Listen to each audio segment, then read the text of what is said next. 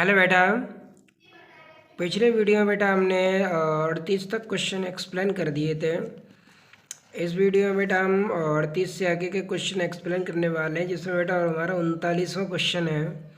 एक धातु जिसका कार्यफलन 1.7 इलेक्ट्रॉन वोल्ट है के तल से निकले फोटो इलेक्ट्रॉन का निरोधी विभव बी नॉट है 10.4 वोल्ट। प्रयुक्त विकिरण की तरंगदैर्घ्य ज्ञात कीजिए। हाइड्रोजन परमाणु के उन ऊर्जा स्तरों का भी अनिर्धारण कीजिए जो इसी तरंगदैर्घ्य का उत्सर्जन करते हैं। ठीक है, तो एक धातु जिसका कार्यफलन 1.7 है, तो कार्यफलन क्या होता है बेटा? डब्लू। क्या होता है? डब्लू। तो बेटा डब्लू हम दे रखा है 1.7 इलेक्ट्रॉन वोल्ट। तो डब्लू को कन्वर्ट करेंगे जूल में, तो 1.6 गुणा 10⁻19, क्योंकि एक इलेक्ट्रॉन वोल्ट बराबर कितना होता है? 1.6 गुणा 10⁻19। 1.6 का इसमें गुणा कर दो 2.72 10⁻19 जूल हो जाएगा। ठीक है बेटा। निरोधी विभव कितना था? 10.4 वोल्ट। तो निरोधी विभव को बेटा हमने लिख दिया वी नॉट बराबर 10.4 इलेक्ट्रॉन वोल्ट। लेमडा हमें ज्ञात करना है। ठीक है बेटा, तरंगदैर्घ्य ज्ञात करनी है। तो ठीक है, निकालते हैं यहाँ से। तो यहाँ पे हमने फॉर्मूला लगाया है प्रकाश वैद्युत प्रभाव, आइंस्टीन का प्रकाश वैद्युत समीकरण। आइंस्टीन का प्रकाश वैद्युत समीकरण यही तो था, ई के बराबर एच न्यू एच सी बट्टे लैम्डा माइनस डब्लू। यही फॉर्मूला लगाया है। बस ई के स्थान पर क्या लिखा है? निरोधी विभव के पदों में ई वी नॉट। ठीक है बेटा। अब ई की वैल्यू रखेंगे 1.6 गुणा 10⁻19 इंटू वी नॉट। एच की वैल्यू रखेंगे 6.62 10⁻34। सी की वैल्यू 3 गुणा 10⁸ प्रकाश की चाल होती है। एच भी निश्चित होता है, लैम्डा माइनस डब्लू का मान कितना निकाला था? 2.72 10⁻19। तो डब्लू की वैल्यू लगा देंगे यहाँ पे 2.72 10⁻19। ठीक है बेटा। अब देखो बेटा, यहाँ से बी नॉट का मान रख दिया हमने 10.4 वोल्ट। अब 1.6 का 10.4 में मल्टीप्लाई करेंगे तो 16.64 गुणा 10⁻- के कितना हो जाएगा? 19। ये बेटा माइनस वाली संख्या इधर थी, इसे इधर पक्षांतर कर लेंगे, किसकी हो जाएगी? प्लस की हो जाएगी। अब ये बेटा 2.72 और 16.62 दोनों को ऐड कर देंगे, तो ऐड करके 19 पॉइंट कितना हो जाएगा? 36। चूँकि 2 और 4 कितना हो जाएगा? 6। 13 की 3 हासिल 1, 18 और 1 19। ठीक है, माइनस 10⁻-19। ये 19.86 गुणा 10⁻- के कितना है? 26। अब देखो बेटा, ये लैम्डा है, उस लैम्डा को हमने यहाँ पर और इस पूरी संख्या को हमने यहाँ लिख लिया है। ठीक है बेटा। अब देखो बेटा, माइनस की जो 19 घातें थी वो 19 घातें ऊपर ले जाएं तो किसकी हो जाएंगी? प्लस की हो जाएंगी। और 26 में तो 19 घटा दें, कितनी बचेंगी? माइनस की 7। 19.36 का भाग देना है 19.86 में, तो ये आता है बेटा 1.025। 10⁻- के साथ 8 को हटाएंगे तो कितना हो जाएगा? 6। तो 1.026 10⁻- के 7। तो ये आ जाएगा बेटा 10-26 एंगस्ट्रॉन। बेटे 10-26 एंगस्ट्रॉन हमें जो सीरीज में प्राप्त होते हैं, वो हमारी सीरीज होती है पहली और तीसरी। कौन सी होती है? पहले ये पूछ रहा है कि उन ऊर्जा हाइड्रोजन परमाणु के उन ऊर्जा स्तरों का भी निर्धारण कीजिए जो इसी तरंगदैर्घ्य का उत्सर्जन करते हैं। तो वो हमारे 3 और कौन से होते हैं? 1 होते हैं, जो इसी क्रम की तरंगदैर्घ्य का उत्सर्जन करते हैं, जो पिछले क्वेश्चनों में एक्सप्लेन हुआ था। पिछले क्वेश्चनों में क्या हुआ था? एक्सप्लेन हुआ था। अगला क्वेश्चन है क्वेश्चन नंबर 40। हाइड्रोजन परमाणु का आयनन विभव 13.6 वोल्ट है। ज्ञात कीजिए कि रिडबर्ग नियतांक, बामर श्रेणी की एच बीटा लाइन की तरंगदैर्घ्य, लाइमन श्रेणी की सबसे छोटी तरंगदैर्घ्य, एच का मान ये दे रखा है। ठीक, तो यहाँ पे सबसे पहले बेटा आयनन विभव दे रखा है 13.6 वोल्ट। तो यहाँ पे बेटा एक बात क्लियर कर दे, जो आयनन विभव होता है वही आयनन ऊर्जा होगी, क्योंकि जितनी आयनन ऊर्जा इलेक्ट्रॉन वोल्ट में होती है उतना ही आयनन विभव किस में होता है? वोल्ट में होता है। तो यही डेल्टा ई का मान होगा। किसका मान होगा? डेल्टा ई का मान। तो यहाँ पर बेटा वी दे रखा है 13.6 वोल्ट, तो डेल्टा ई कितना है 13.6 इलेक्ट्रॉन वोल्ट। इलेक्ट्रॉन वोल्ट को कन्वर्ट कर लें तो 13.6 गुणा 1.6 गुणा 10⁻⁻⁰ ठीक बेटा, कन्फ्यूज होने की बात नहीं है। जितना विभव वोल्ट में होता है उतनी ही ऊर्जा इलेक्ट्रॉन वोल्ट में होती है, इसलिए हमने 13.6 वोल्ट को 13.6 इलेक्ट्रॉन वोल्ट लिख लिया। ठीक है बेटा, तो हमें यहाँ से आर निकालना है और लाइमन श्रेणी की पहली तरंगदैर्घ्य की रेखा की तरंगदैर्घ्य। तो सबसे पहले सूत्र लगाएंगे यहाँ डेल्टा ई बराबर आर सी एच, क्योंकि हमें और आर सी एच बट्टे एन स्क्वायर होता है, बट्टे में क्या होता है एन स्क्वायर। तो एन की वैल्यू प्रथम रेखा के लिए रखेंगे तो एन बराबर 1 हो जाएगा। तो आर को तो सी एच को हम इधर पक्षांतर कर देंगे तो delta E upon C H हो जाएगा। ये बेटा फॉर्मूला ये वाला है, ई बराबर R C H upon N square, R C H upon N square, ये फॉर्मूला है बेटा ये। तो एन के स्थान पर 1 रखा है तब आर सी एच निकल के आया। ठीक है बेटा, तो डेल्टा ई बराबर R C H upon delta E upon C H. तो डेल्टा ई की वैल्यू कितनी थी बेटा, ये रही 13.6 1.6 गुणा 10⁻⁻⁹। तो डेल्टा ई का मान 13.6 इंटू 1.6 गुणा 10⁻⁻⁹। सी का मान रख देंगे बेटा 3 गुणा 10⁸। एच का मान रखेंगे 6.6 गुणा 10⁻⁻34। 1.6 का बेटा 13.6 मल्टीप्लाई कर देंगे तो 21.76 हो जाएगा। ये 10⁻⁻ की कितनी 19, 34 में से 8 कम कर दो, कितनी बची 26। 6.6 का 3 में मल्टीप्लाई कर दो तो 19.8 हो जाएगा। 19.8 का इसमें डिवाइड कर दो तो 1.0989, 10 प्लस का कितना हो जाएगा 7। अब बेटा यहाँ से हमें 9 को हटाना है तो यहाँ पे 8 कीजिए कितना हो जाएगा 9 हो जाएगा। तो 1.09 10⁻7 मीटर इनवर्स। ये बेटा रेडबर्ग नियतांक का मान निकल के आ गया।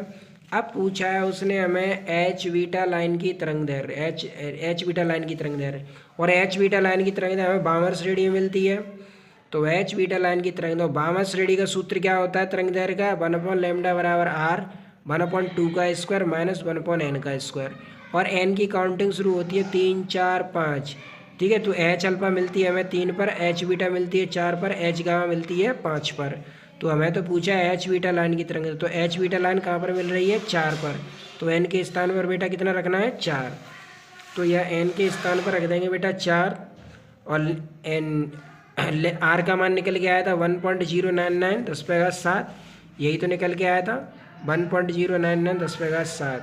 तो वही यहाँ रख देंगे। 2 का वर्ग 4 हो जाएगा, 4 का वर्ग 16 हो जाएगा। 16 और 4 का एलसीएम कितना आएगा 16। 4 का डिवाइड देंगे 16 में 4 बार, 16 का देंगे 1 बार, 4 में से घटा दो कितना बचा 3। अब इसका उल्टा कर देंगे तो 16 किधर आ जाएंगे ऊपर, और ये 3 10⁻7 ये बट्टे में आ जाएगा। 3 का इसमें मल्टीप्लाई कर दो 3.297 और 10⁻7 ऊपर ले जाओ माइनस का 7 हो जाएगा। अब 3.291 का भाग दे दो 16 में तो 4.8528 10⁻⁻7। अब देखो बेटा यहाँ से ये आया 4.853, चूँकि 8 को हटा देंगे एक और अंक बढ़ जाएगा 3 10⁻⁻7। 1 2 3 3 अंक बाद पॉइंट लगाएंगे तो 48 53 10⁻⁻10 यानी ये आ जाएगा। ठीक है बेटा, अब लाइमन श्रेणी की पहली रेखा की तरंगदैर्घ्य निकालनी है। तो 1/λ बराबर आर 1/1 का स्क्वायर माइनस 1/n का स्क्वायर। और पहली तरंगदैर्घ्य पहली रेखा की तरंगदैर्घ्य, पहली रेखा पूछिए कि सीमा रेखा पूछिए, हाँ सबसे छोटी पूछिए। तो सबसे छोटी बेटा हमें कहाँ मिलेगी, सबसे छोटी रेखा की तरंगदैर्घ्य मिलती है इनफाइनाइट पर। कहाँ मिलती है इनफाइनाइट पर। तो सबसे छोटी इनफाइनाइट में तो यहाँ रख देंगे इनफाइनाइट का भाग देंगे, इसमें 0 हो जाएगा तो केवल 1 बचेगा ये। अब 1/λ बराबर 1.099 10⁻7 बट्टे 1, उल्टा कर देंगे इसे तो 1/1.099 10⁻7, 7 ऊपर ले जाएंगे माइनस का 7 हो गया। 1.099 का वही कम भाग देगा तो 0.9099 10⁻7। इसको हटाएंगे, 9 को हटाएंगे या 10 हो जाएंगे, यानी कितना हो जाएगा 0.910। 1 2 3 3 अंक बाद पॉइंट लगाएं तो 910 गुणा 10⁻⁻10, तो यानी 910 एंगस्ट्रॉन हो जाएगा। कितना हो जाएगा 910 एंगस्ट्रॉन। इस संख्या को क्या रख देंगे एंगस्ट्रॉन। ठीक है बेटा। क्वेश्चन नंबर 41 क्वेश्चन है कि हाइड्रोजन परमाणु की प्रथम बोर कक्षा में इलेक्ट्रॉन प्रति सेकंड कितने परिक्रमण करता है प्रथम बोर कक्षा में। तो प्रथम पूर्व कक्षा में पूछा है कि इलेक्ट्रॉन कितने चक्कर करता है। ठीक है, तो बेटा परमाणु के बोहर मॉडल की प्रथम परिकल्पना के अनुसार nवीं कक्षा में इलेक्ट्रॉन का संवेग क्या होता है, MbR बराबर NH/2π। अब प्रथम कक्षा की बात करेंगे तो n के स्थान पर कितना रख देंगे 1, तो MbR बराबर H/2π। यहाँ से v का मान निकाल लेंगे तो m और r को इधर पक्षांतर कर देंगे तो v बराबर H/2π mR हो गया। ठीक है, v का मान निकल आया। अब यहाँ पर हमें कक्षीय आवृत्ति n बराबर v/2πr, क्योंकि समय बराबर होता है दूरी बट्टे चाल, तो दूरी कितनी है 2πr और चाल कितनी है v। आवृत्ति क्या होती है, आवृत्ति होती है 1/t, तो यहाँ पर लिखेंगे 1/2πr/v। पहली चौथी करेंगे तो v अपॉन क्या हो जाएगा 2πr, यही तो हो जाएगा, इसीलिए हमने यहाँ पर लिखा है n बराबर v/2πr। ठीक है बेटा, तो v का मान कितना है H/2πmr, तो v के स्थान पर लिख देंगे H/2πmr। अब देखो बेटा यस के नीचे एक मान के पहली चौथी करेंगे इसकी, तो एक का मल्टीप्लाई h में होगा तो h, 2 का 2 में 4, पाई का पाई में पाई स्क्वायर m और r का r में r स्क्वायर। अब मान रख दो बेटा, h का मान रखेंगे 6.6 × 10⁻34, 4 पाई का मान रखेंगे 3.14 का होल स्क्वायर, m का मान रखेंगे 9.1, इलेक्ट्रॉन के लिए 9.1 × 10⁻31, r का मान, ये बेटा r का मान पहली कक्षा के लिए फिक्स होता है 0.53 के 10⁻10। हाइड्रोजन परमाणु की पहली कक्षा के लिए त्रिज्या कितनी होती है 0.53 10⁻10 एंगस्ट्रॉन, ये बेटा फिक्स होती है। तो 3.14 का स्क्वायर करेंगे तो ये हो जाएगा बेटा 9.859। ठीक है, और ये तो 9.1 है ही, 10⁻- कितना 31, इसका स्क्वायर करेंगे तो 0.281 10⁻- के कितने हो जाएंगे 20, चूँकि यहाँ 10 है तो 10 का कितना हो जाएगा 20। अब यहाँ से बेटा 4 और इन सभी का आपस में हमने मल्टीप्लाई कर दिया तो 100.847 10⁻51 हो जाए, 31 ये 20 ये, तो कितना हो जाएगा 51 घाते ऊपर ले जाओ तो घाते किसकी हो जाएंगी बेटा प्लस की, और 1000.847 का 6.6 में भाग दे देंगे तो भाग देने के बाद आएगा बेटा 0.06544। 51 में तो 34 घटा दो कितने बचे 17, 1 2 अंक पॉइंट आ गया तो 6.54 10⁻15 प्रति सेकेंड। ठीक है, 6.54 × 10⁻15 प्रति सेकेंड। इसके बाद पूछा था इसमें, कुछ नहीं पूछा इसमें। ठीक है, अगला क्वेश्चन है बेटा, तो आंसर कितना आ गया बेटा 6.544 10⁻15, इसमें कितना दे रहा है 6.55, कोई दिक्कत नहीं है। ठीक है बेटा, अब 42वां क्वेश्चन है, निम्न की गणना कीजिए, हाइड्रोजन परमाणु स्पेक्ट्रम में लायमन श्रेणी की अधिकतम तरंगदैर्ध्य। तो लायमन श्रेणी की अधिकतम तरंगदैर्ध्य निकालनी है और H+ आयन की n बराबर 3 स्तर की उत्सर्जन ऊर्जा, तो तीसरे ऊर्जा स्तर निकालनी है। तो बेटा लायमन श्रेणी की प्रथम रेखा की तरंगदैर्ध्य, तो प्रथम रेखा की तरंगदैर्ध्य हमें कहाँ मिलेगी 2 पर मिलेगी, कहाँ पर मिलेगी 2 पर, तो r का मान रखना है 1.097 10⁻7 इंटू 10⁻7 1/1 का स्क्वायर, और n के स्थान पर कितना रखना है 2, चूँकि अधिकतम तरंगदैर्ध्य कहाँ मिलती है 2 पर, तो 2 रख देंगे, इसे सॉल्व कर लेंगे, यहाँ से लैम्डा निकल आएगा। फिर पूछा है उसने दूसरे क्वेश्चन में, He+ हीलियम आयन की n बराबर 3 स्तर की उत्सर्जन ऊर्जा।